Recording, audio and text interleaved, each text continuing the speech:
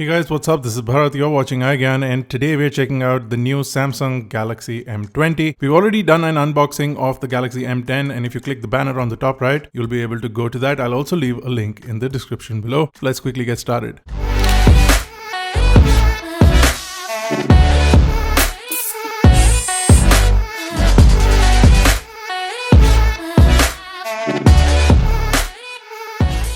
Now the M20 is the bigger sibling of the M10, comes in the middle between the M10 and the M30, and on the box the price is 13,390. But in reality the price is going to be lower, and I'm going to drop the price in the description below along with links to buying the phone. The Samsung Galaxy M20, like the M series from Samsung, is an online only device targeted to take on companies like Xiaomi, Vivo, Oppo in the space of 5 to 20,000 rupees, which has basically been dominated by Chinese brands. Samsung wants to take over that. This is a make for India, an India only device, and it replaces all the On series, J series and everything else that was available in this price bracket. If you look at the box, the packaging is quite similar to the M10. So you do have the device on the front with a nice big M20 branding over there, and on the back you can see most of the specifications. It does have an Infinity V display, and like I mentioned, the price is on the back. This also has an Indian SIM card only regional lock, so you'll have to use the phone for 5 minutes with an Indian SIM card after you activate it to be able to use it overseas with an international SIM card. Now let's get through the packaging. The first thing inside the box, of course, is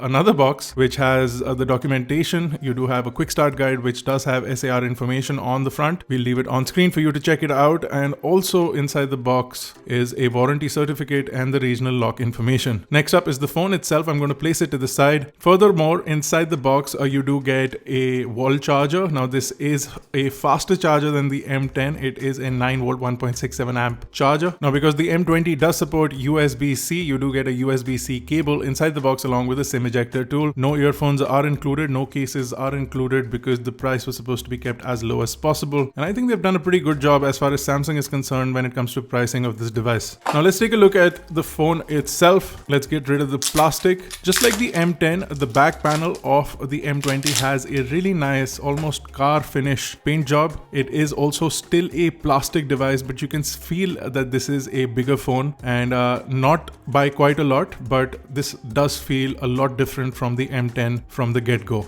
even though basic design specifics are the same. So let's talk about the front. The front gets a 6.3-inch display this time around, and the resolution also gets a bump. So the M20 gets a 2340 by 1080p display. You still get this nice long aspect ratio along with the Infinity V display, which gives you a teardrop notch on the top of the device. Now within this teardrop notch also is an 8 megapixel f2 camera from the 5 megapixel on the M10. If you look at the bottom of the display, you'll see that the chin is also considerably lower in terms of the height. So you do have a thinner chin, and this looks more premium and much more all screen front than that on the M10. If you look at the bottom of the device, a standard 3.5mm headphone jack, the USB-C port, microphone and speakerphone are all there. On the right, the power button, the volume buttons. On the top, a secondary noise cancellation button, and on the left, the SIM tray, which will house independently 2 SIM cards and a micro SD card. We turn over to the back, you will see the main cameras, a 13 megapixel f1.9 main camera and a 5 megapixel f2.2 ultra wide rear camera. All of these specs are almost identical to the M10, and the camera capability is also pretty good on both these devices. You can also see the LED flash, and the M20 does get a fingerprint sensor, so you do have the fingerprint sensor over there and the Samsung logo. Now one big reason that the M20 feels a lot more hefty and slightly heavier than the M10 is because of the 5000 mAh battery which this phone has, and despite the big battery it remains quite slim. You also get upgraded specifications with the Exynos 7904 chipset with 1.8 GHz on octa-cores along with the Mali G71 GPU.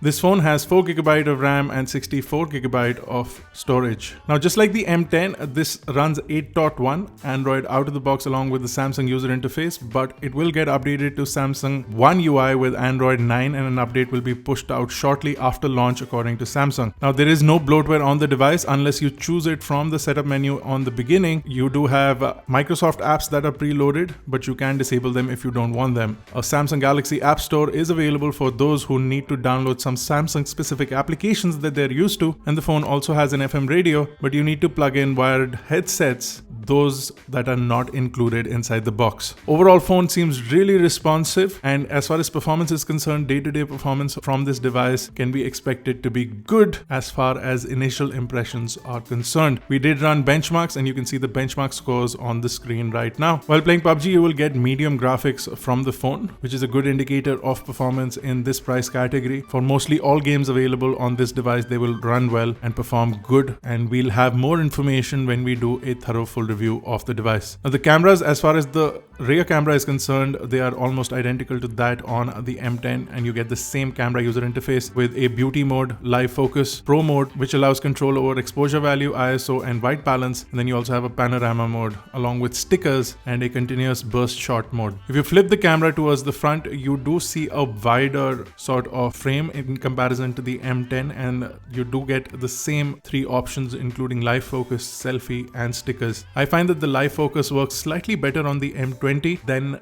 the M10, and overall image quality from the front camera, because it's an 8 megapixel camera, seems finer and of better quality. You can utilize the full screen to click pictures if that's something that you want, and you can also customize the picture size, whether you want a 4:3 aspect ratio or a 16:9 aspect ratio. You will have to reduce the megapixels if you do want a widescreen photograph. Both the front and the rear camera capture 1080p video, and we'll leave some camera samples for you on the screen right now.